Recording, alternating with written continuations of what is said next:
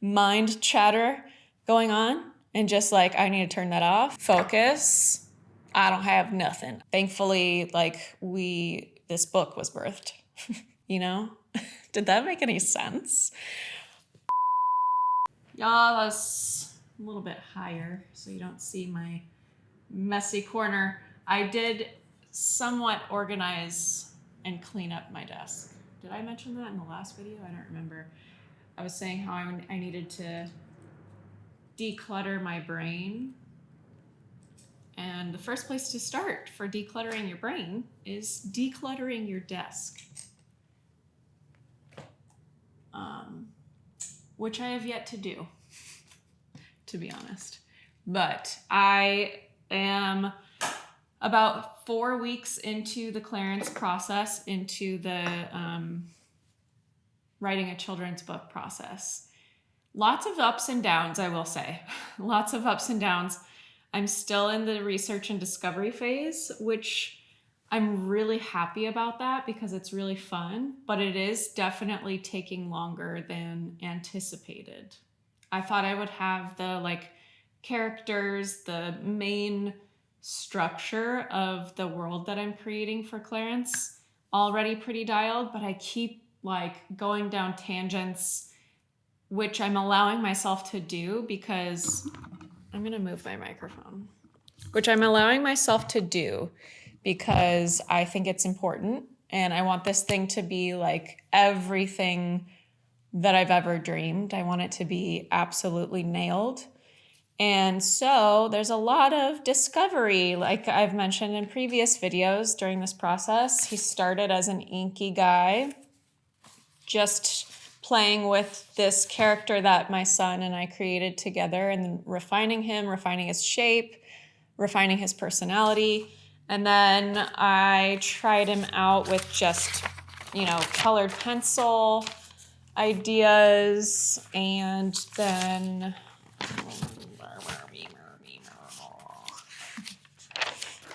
he was a full colored pencil world situation for Clarence. But then my look is watercolor. Everyone knows me for watercolor. And that's like, when you think of me, if you think of me, not that I'm saying tons of people are thinking of me all the time, but when people think Jenna Rainey, they think watercolor because that's what I've built over the last 13 years. And so I want it to have watercolor.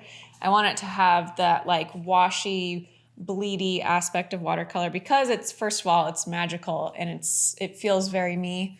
But I also want it to be a recognizable look to the audience that I've built up. So we're thinking about things mostly from what world do I want to create, but also, thinking about the people reading it and who is going to be reading this children's book? How do I want it to feel? What messages do I want to speak on just through the illustrations alone? The words have a lot of power to them by themselves, but I want to deliver a lot more of the message through the illustrations too. So I don't just want it to be here's Clarence, and then the words give you the story and the picture of, what Clarence is going through and his emotions and stuff. I want it all to feel like this whole world of dude, do you hear these crows in the background? I'm trying to concentrate and talk, and I have ka, and then a frickin' trash truck also driving by. Really crazy to do this while that is happening. Anyway, I want to create this whole world that has more depth than just a two-dimensional character. I want there to be Easter eggs. I want there to be, little breadcrumbs or little things kind of hinted at in the illustrations that make the parents, because it's a children's book, or the kids, if they catch on, make the parents really think about what this message is saying. I know that's kind of vague because you don't really know the story, but it's about Clarence, obviously, and Clarence is learning how to express himself in the story. He's learning how to go from feeling tight and unexpressed, or just like, locked, and not knowing how to communicate his feelings, because that's something that's really personal to my story and some of the inner child work that I've been doing over the past, especially the past 5 years, is I never really fully learned how to communicate and express my feelings. And that's not anything, to say anything about my parents and their parenting style or anything. They were wonderful parents, super grateful. But there are things in life that you just can't avoid happening, and, experiences, everybody's experience is unique and all of that. And so with my main like theme or whatever to my childhood and in these freaking crows, in my childhood and just in my life in general, has been learning how to communicate, learning how to use my voice. And since unlocking my voice and since learning how to communicate, it's absolutely transformed my life, my parenting style as well, with my son who's 5 years old.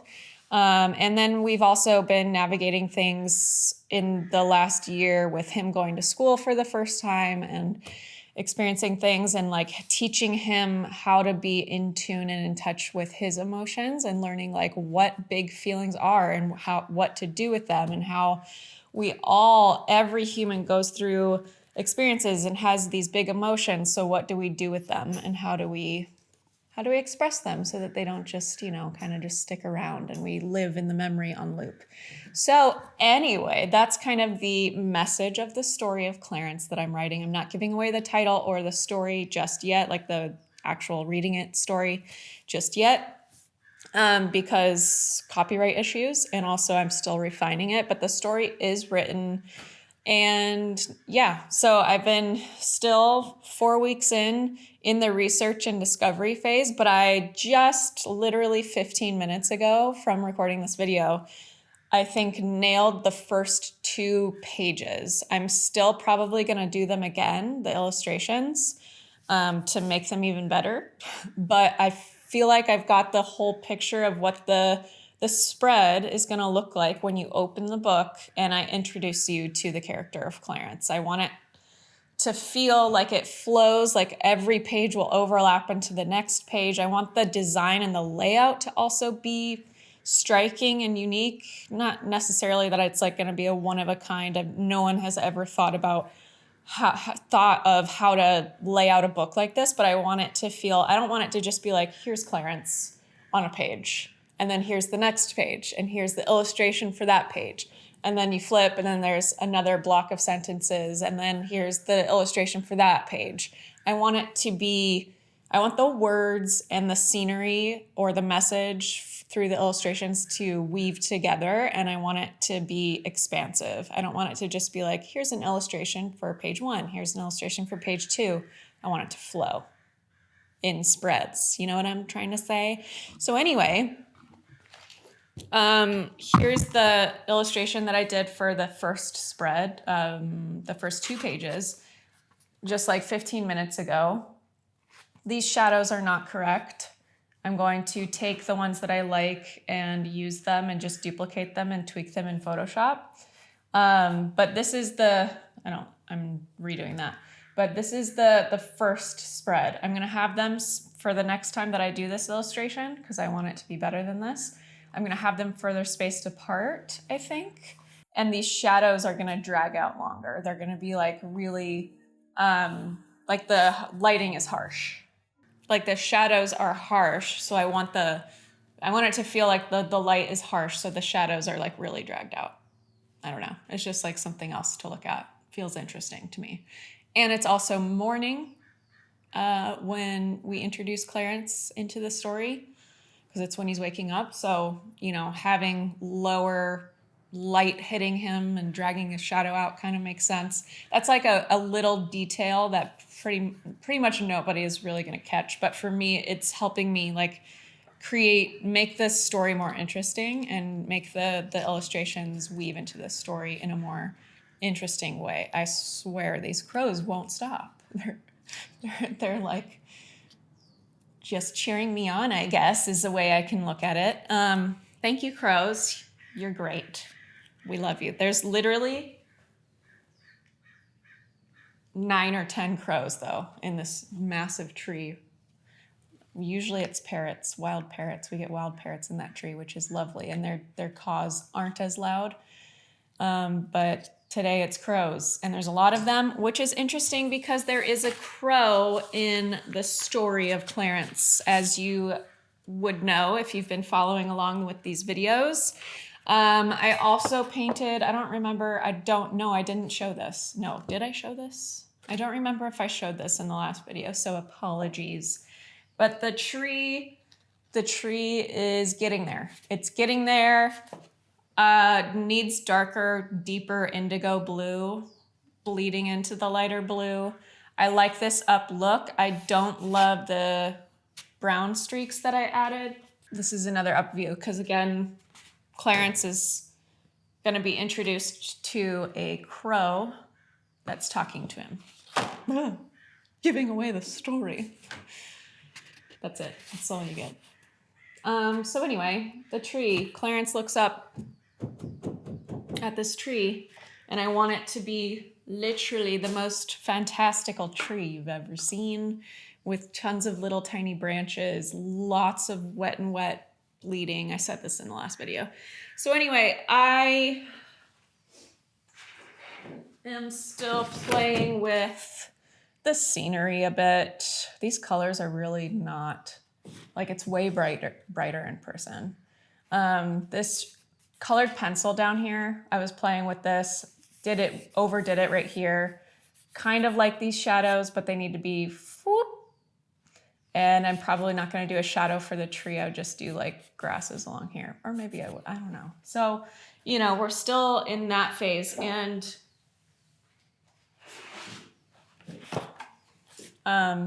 you know, that's to the second video that I did, the second YouTube video that I did of this process, the one with the terrible lighting and the terrible audio, but the wonderful message, we'll link to it in this video. I was painting those colorful clouds and showing you my process of like in real time painting it. And since then it's transformed into, I don't want it to be so, I don't want it to be so billowy and perfect looking shape-wise. I want it to be more drippy, like this. And he'll be standing below it. I haven't finished this guy, but he'll be standing below it with a paintbrush, maybe. And painting these like blobs that are drippy and more organic brush stroke shape in the sky. So anyway, playing with that still. But like I said in the beginning of this video, this process is including a lot of ups and downs. Like I've been in the studio today since 9:30 in the morning. It's currently 1:10. I started this video 15 minutes ago. So 30 minutes ago. So like at 12:45, I finally came out with something I was happy with. Like I've been painting since 9:30 in the morning, and then it wasn't until, and I was losing hope, like definitely losing hope, getting really hungry. And also I'm monitoring the clock because John, my husband, and I swap watching and hanging out with Miles. So I got the morning and I have to switch with him soon. And so I knew, like, I didn't want this day to feel like it was a complete waste. Not that a day where you don't come up with anything that you like is a complete waste, because you're still like, you're discovering things and you're learning. And then if you're analyzing what you did that day that isn't going to work or whatever, and making notes on what you would change and what you would do differently, then it's obviously not useful or unusable. That's very, very useful. And I've had a lot of days like that where I've literally felt like I came out empty-handed for sure. Like none of the illustrations are going to work. I wasn't painting good, like all that kind of stuff, or I was distracted, or I just wasn't able to get into flow. And so there's been a lot of plenty of those days, and I've thankfully, since the beginning, been very, very attentive with slowing down the process and making sure that I'm taking notes on literally, even if it's the dumbest illustration, even if it's like, I don't even know what that was. Like, why did I even do that? I'm still at least trying to analyze it and see if there's anything that I can learn from it. Sometimes the answer is no. But that's been game changing for this process of finding this world that I'm creating from my imagination, is the analysis part of the illustrations that don't work. So I only am getting to illustrations that I like and that I know I can use and that I'm running with because of that part. So if you're getting frustrated and you just keep like trying to develop your style, or you're trying to write a children's book, let's say, or you're trying to like create a collection of patterns or whatever if you're licensing, and you just keep sitting down to the empty page of paper and hoping that it works out the next time you do it, and you keep doing that without going to the things that you've already painted and analyzing them and taking notes on what worked, what didn't work, then you're just going to keep getting frustrated and not being able to take it as far as you could actually take it, because you don't have like the full preparation, the full like mental preparation. Because when you're in flow and you're creating something that like is just basically your body takes over, and you're painting the best you've ever painted, or you're playing music, whatever, creating the best you've ever created. When that happens, the mind is so trained and so aware that it can turn off. So it can just trust the process. So there's like this refined balance between, having your brain talking too much and having all this mind chatter going on, and just like, I need to turn that off, but also answering the mind's questions, having those answers to those questions so that it can rest easy and be like, I got it, I'm good, because I know, Did that make any sense? I hope so. Anyway, if you want to learn more about flow and developing your style and the process that I'm talking about, that I'm using in developing the world of Clarence, then check out my course, The Art Within. No, but seriously, even despite the shameless plug, this is literally the process that I teach in that course. So check it out. We'll link to it in this video. Back to Clarence, though. That's where I'm at. I'm working on him every single day when I can. Life is kind of crazy right now, I will be honest. Both John and I I've already been in business for 13 years, so whatever. But John is building a business. I think I mentioned that a couple weeks ago. He's building his business right now. He just finished writing a book, and it's like in go time stage of getting it printed and formatted and up on Amazon and all these things. So he's very busy and slammed because it's just a season for him right now. He's building something. He's trying to get something out into the world and in people's hands, and he's got deadlines and all these things for his editor and designer and blah, blah, blah. So he's like really swamped. Miles has been home. We've been homeschooling Miles for the past few months, kind of on accident. He was at like a hybrid homeschool program up until October this year, and we pulled him out. Long story short, there was like some kind of bully situation that I'm not going to get into details too much about, but it was heartbreaking. Thankfully, this book was birthed. This book idea has been birthed because of that situation. And then like thinking back through like how I can help my son navigate things that I went through that are similar in my childhood, but from a perspective of someone who's gone through it, and someone who has also been able to learn a lot about communication. And, I've done a lot of inner work, whatever you want to call it. It's just true. So helping guide him through that with that perspective, the perspective of going through something very similar to what he went through this last fall, and then also being his guide and showing him how to express his feelings and not, you get the point, not let them get stuck. So what was I saying? What was I talking about? I've been working on it every day. That's not what I was talking about. So anyway, we had this situation at school. Clarence was birthed. What the heck was I talking about? I do have ADD. if that wasn't apparent. Anyway, so we've got a lot going on. Oh yeah, accidental homeschooling and holidays, obviously. I'm not complaining. I'm just, painting the picture, painting the scene. There's a lot going on. And so I want to be very, very useful with the limited time that I have. And it's not a regular schedule right now because, again, sometimes John's like formatter guy will email him and he needs to send something immediately or it will get delayed. Stuff like that is happening. And so while we're also juggling being homeschooling for the past 4 months, which I love and I'm having the best time, but it's a lot, while both being business owners and he's writing and finishing a book and all that kind of stuff. So it's just been a lot. Very grateful.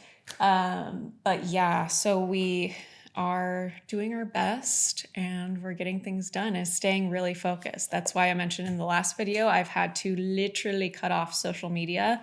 I popped on this last weekend here and there on Instagram, and I've still been, posting shorts on YouTube, which takes 2 seconds, but stuff like that, here and there and working and stuff. But social media, you're gone. If I want to be deep dived in a project and I want to achieve goals and make sure I reach milestones by a certain time, I need to be 100% focused. If I don't have focus, I don't have nothing. I need focus so I can get into flow. I need focus so I can come up with these fun, new, creative ideas and use my imagination. I need focus if I'm going to get this thing done and out into the world. And I'm not trying to rush the project by any means. I'm trying to stay realistic and hold myself accountable, and which is something that is very challenging for people to do. It's very hard when it's up to you to do a thing.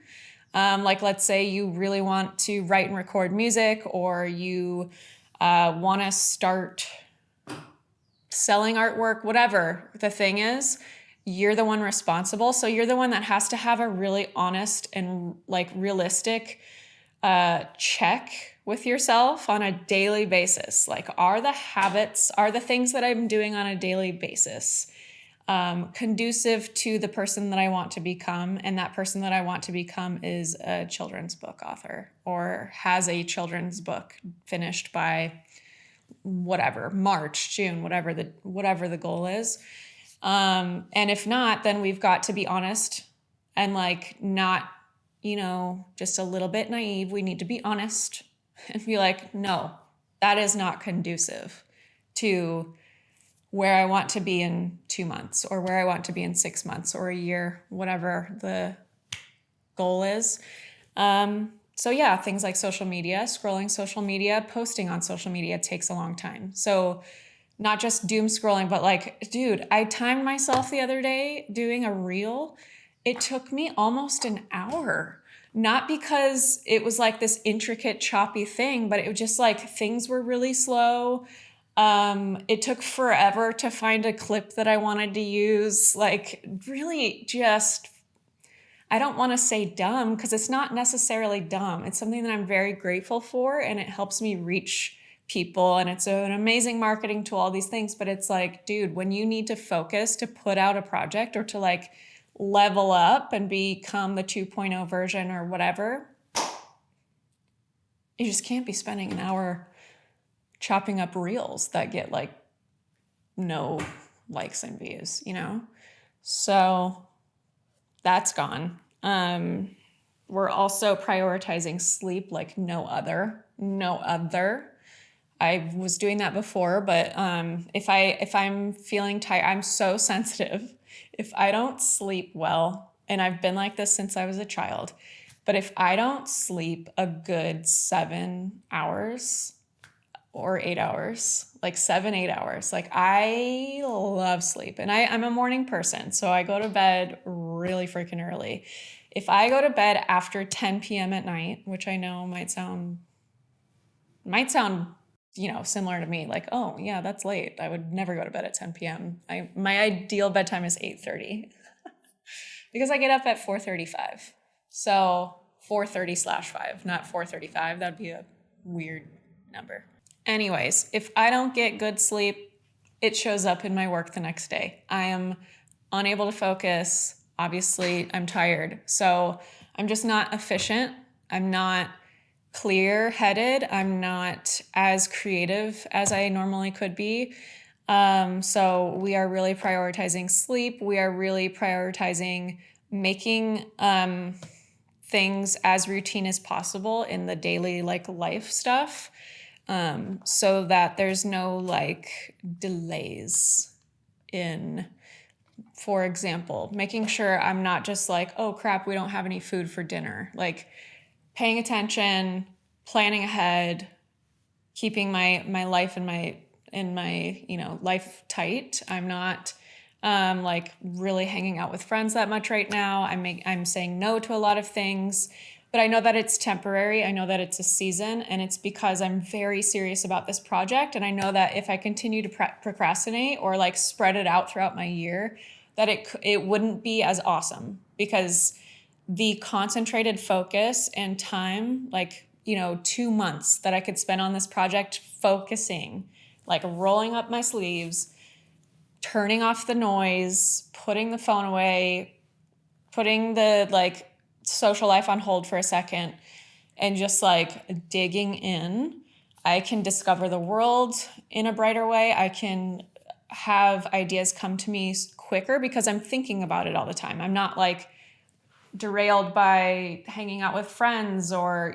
this other project that I'm simultaneously working on or doing. So I've turned off a lot of business stuff. We were supposed to launch a new workshop type thing in January, and we decided to not do that so that I can just focus on this project. And we're putting off projects until about March. First day of spring, we have the Creative Recovery Challenge, which is one of my favorite things to do every year. So save the date, first day of spring in 2025. It is, I think, March 20th or something like that. That's the first day of the Creative Recovery Challenge. So heads up. So anyway, we're not doing anything work-wise, any big launches or anything like that until March, which I feel is a pretty realistic goal for me to set, to have at least the bulk of the illustrations and the formatting design work done of the book. Not necessarily launched and printed and into the world yet, but the bulk of the imagination, creative process, work, get it done phase would be done by then. So anyway, all that to say, it's been a very interesting process. I have learned a lot, unexpected things I have learned. It's been very fun, incredibly challenging at times and frustrating, like I was mentioning earlier, and maybe buttoned up that story, but I don't remember. I was feeling frustrated the whole day today, not coming up with anything that I liked and feeling a little bit behind. And then finally, sorry if that was loud, finally, I came up with that spread of Clarence walking around with the scribbles, and that's going to be the first 2 pages. And that, for whatever reason, is helping me find the personality of my layout of the scenes. So that's cool. So that feels really nice. And I feel like I can go eat lunch now, and John and I are going to switch. It might not have been on paper, the most productive day that I've had in this process, but it's a productive day. I'm happy. I might come back in here later and make some notes on what I did and do a little bit more work. And I also wrote down all of the illustrations that I still need to do, which list making is not something that this extremely type B person naturally gravitates toward, just in general.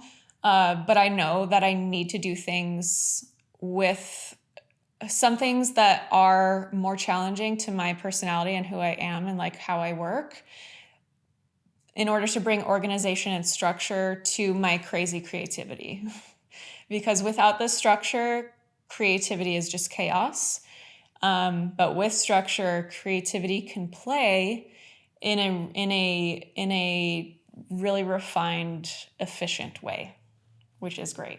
So my type Bs out there, or my type As, actually, I'm going to speak to you, because a lot of type As feel really insecure when it comes to creativity, because they think of like being perfectionist as a problem, and it's really not. It's something that you can use to your advantage. Perfectionism, it's actually the creative process itself that carries the medium, whatever you're working in, watercolor, charcoal, ceramics, whatever.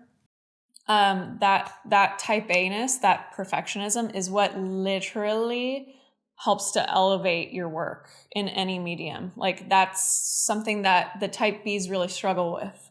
And and that's what I'm kind of displaying in these videos by sharing the behind the scenes and the way I think for my creativity and the creative process. A lot of these elements that I'm bringing to my creative practice in order to get this thing out are very type A. Like, I have to be organized. I have to make lists. I have to make notes and analyze and tweak and refine. But you need to understand what to tweak and refine. And so that's what I teach in The Art Within. So if you're dealing with perfectionism and it's like coming up in your creative practice, and you're like, what do I do with this perfectionism? It's just kind of irritating me and not benefiting me. Then it needs like a method to the madness. It needs to be guided.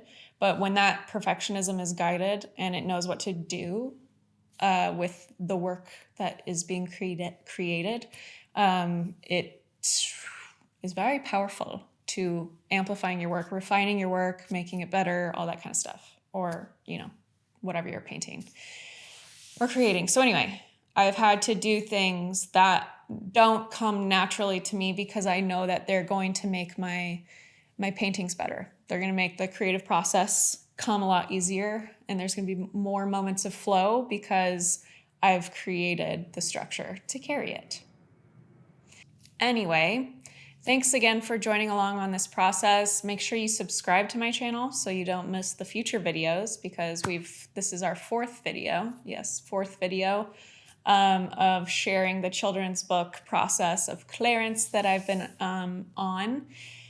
So make sure you subscribe so you don't miss the future videos. Sometimes a lot of the times the algorithm doesn't show my videos to a lot of my people who don't subscribe. So make sure you're subscribing so you get the notifications, blah, blah, blah, all the things. Thank you for commenting on these videos, liking, engaging. All of that is super helpful for, getting this type of content out into the world, which I do believe is a really valuable, just sharing the creative process and sharing the ups and downs and what goes into, taking an idea, something that you really want to do, and sticking with it and manifesting it, creating it, and putting it out into the world.